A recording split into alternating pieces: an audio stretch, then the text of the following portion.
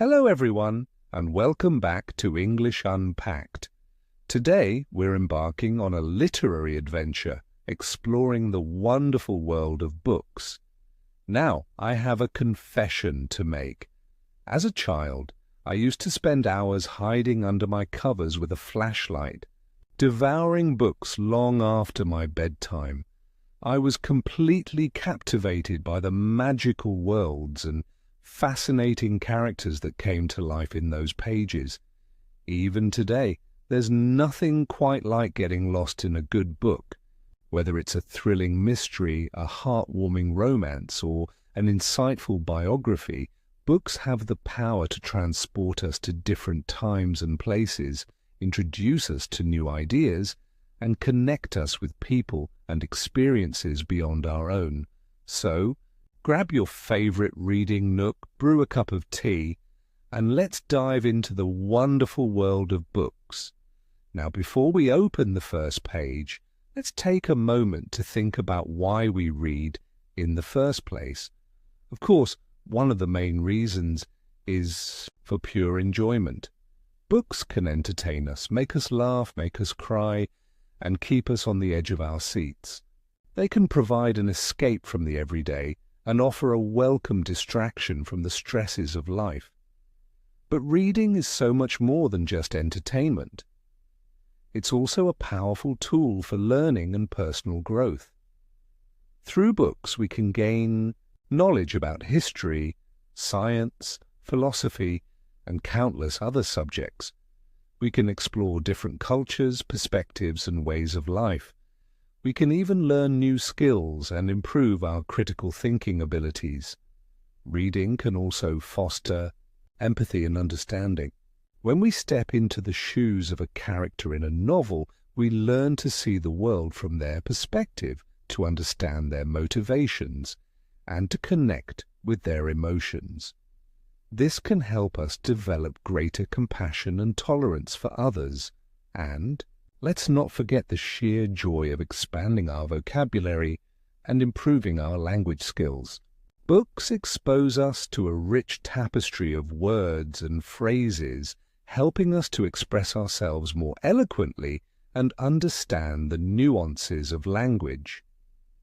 Speaking of vocabulary, let's talk about three important words related to books: genre, fiction, and non-fiction. A genre is a category of literature, such as mystery, romance, science fiction, or fantasy. For example, you might say, "My favorite genre is fantasy." Fiction refers to stories that are imagined or invented rather than based on real events. For example, you might say, "She loves reading fiction novels." Non-fiction, on the other hand, refers to books that are based on facts and real events, such as biographies, history books, and science books. For example, you might say, "He prefers non-fiction books about history."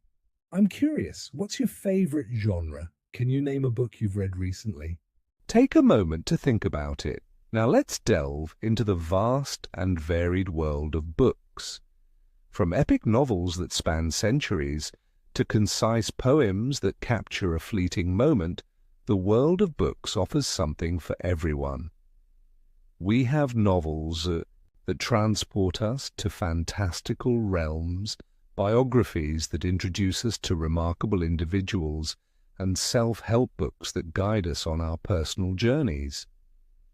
There are mysteries that keep us guessing until the very end, thrillers that quicken our pulses, and romances that warm our hearts. We have science fiction that explores the possibilities of the future, historical fiction that brings the past to life, and contemporary fiction that reflects the complexities of our modern world. And let's not forget about those non-fiction gems. We have memoirs that offer intimate glimpses into the lives of others, cookbooks that inspire us to create culinary masterpieces, and travel books that fuel our wanderlust. Speaking of stories, let's talk about three important elements: the protagonist, the antagonist, and the plot. The protagonist is the main character of the story, the one we root for and follow on their journey. For example, you might say, the protagonist of the story is a young girl named Alice. The antagonist is the character who opposes the protagonist, creating conflict and challenges. For example, you might say, the antagonist is a wicked queen, and the plot is the sequence of events that make up the story, the twists and turns that keep us engaged. For example, you might say, the plot revolves around a treasure hunt. Here's a fun challenge. I'm going to give you a brief description of a book, and you try to guess the genre. Ready? A young wizard must defeat an evil sorcerer to save the magical world. What genre do you think that is? Now let's explore the profound impact that reading can have on our lives. Beyond the pleasure and knowledge that books provide, reading offers a multitude of benefits for our minds, bodies, and souls. Studies have shown that reading can improve our vocabulary, enhance our imagination, increase our empathy, reduce stress, and even improve our cognitive function. When we read, we encounter new words and phrases, expanding our linguistic repertoire and allowing us to express ourselves more eloquently. We also exercise our imaginations, visualizing characters, settings, and events, and creating mental images that enrich our understanding of the world. Reading can also help us develop greater empathy and compassion.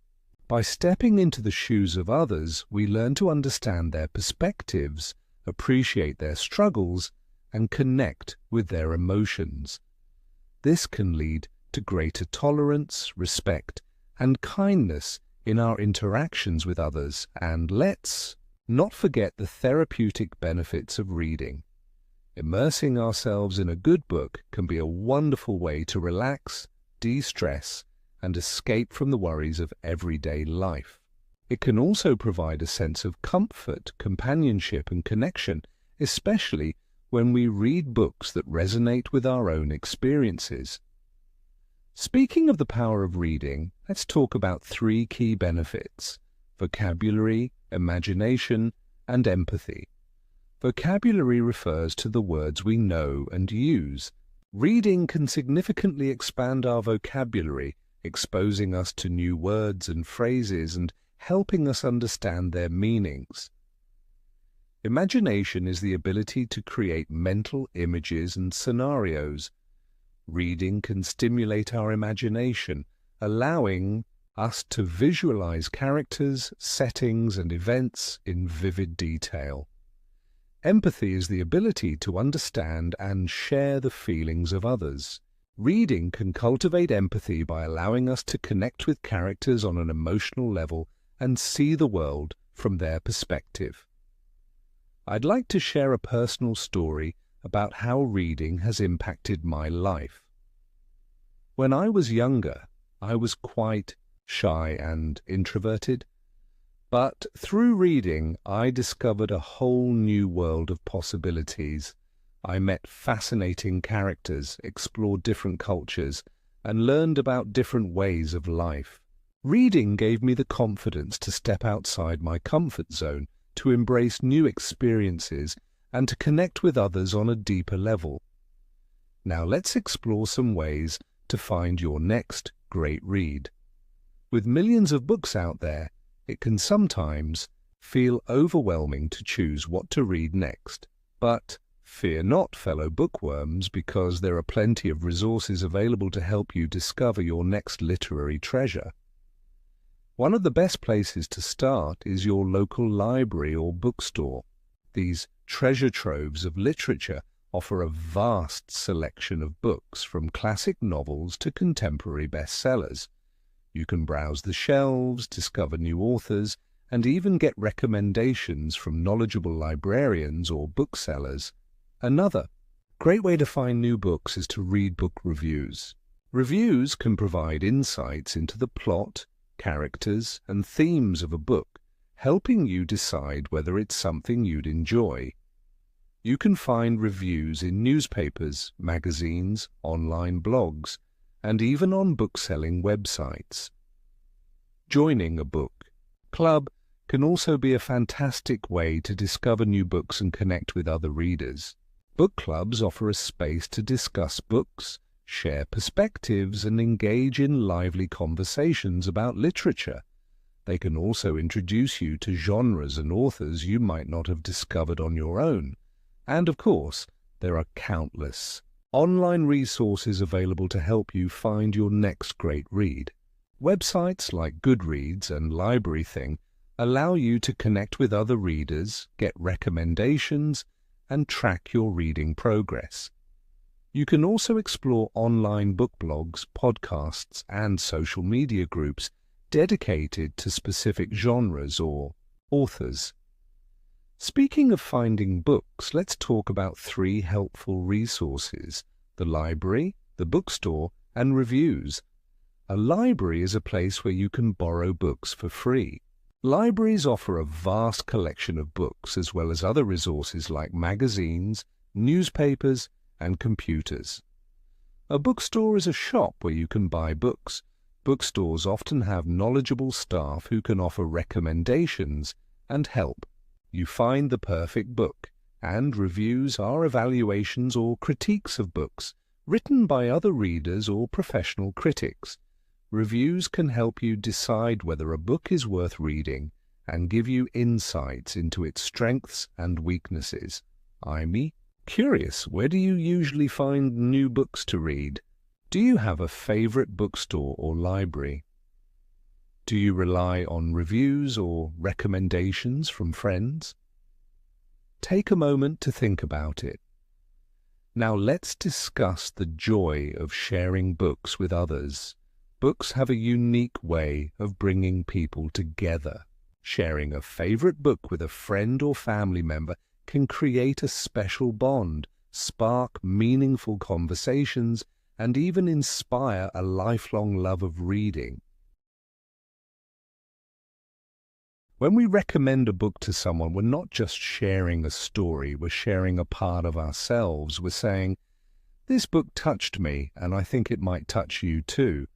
It's a way of connecting with others on a deeper level and building relationships based on shared interests and values. Discussing a book with others can also enrich our understanding and appreciation of it. By hearing different perspectives and interpretations, we can gain new insights into the characters, themes, and messages of the story. We can also learn from each other's experiences and connect with others who share our passion for reading. And let's not forget the power of community. Joining a book club or online reading group can create a sense of belonging and connection with fellow bookworms. It's a space to share your love of reading, discuss your favorite books, and discover new literary treasures. Speaking of sharing books, let's talk about 3 key aspects: recommendations, discussions, and community. A recommendation is a suggestion for a book that someone thinks you might enjoy.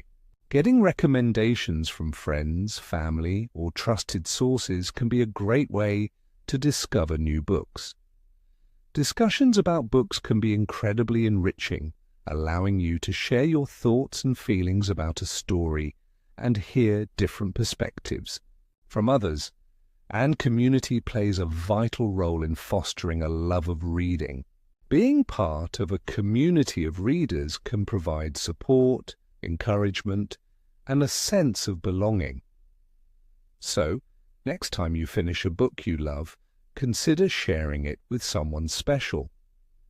You might just spark a new passion for reading or deepen an existing connection. Well, dear listeners, it seems we've reached the end of our literary adventure for today. I hope you've enjoyed exploring the wonderful world of books with me. Remember, reading is more than just a pastime. It's a journey of discovery, a source of inspiration, and a way to connect with the world around us. So, whether you're a lifelong bibliophile or a newly enthusiastic reader, I encourage you to embrace the power of books.